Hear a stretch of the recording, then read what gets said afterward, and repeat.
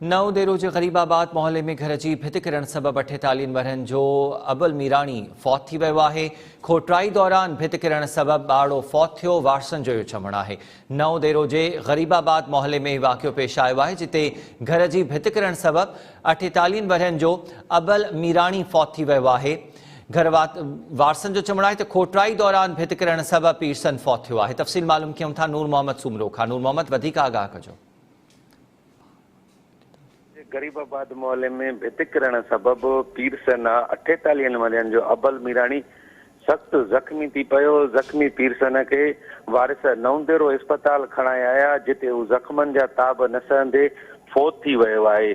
फौतीअ जो लाश अस्पताल में ज़रूरी कार्रवाई बैदि वारिस घर खणाए विया आहिनि। अस्पताल में मौजूद फौती पीरसन जे वारसनि ॿुधायो त अबल भित जे भरिसां खोटराई करे रहियो हुयो, जंहिं सबब ओचितो मथां भित किरी पई ऐं दॿिजी हू फौत थी वियो आहे।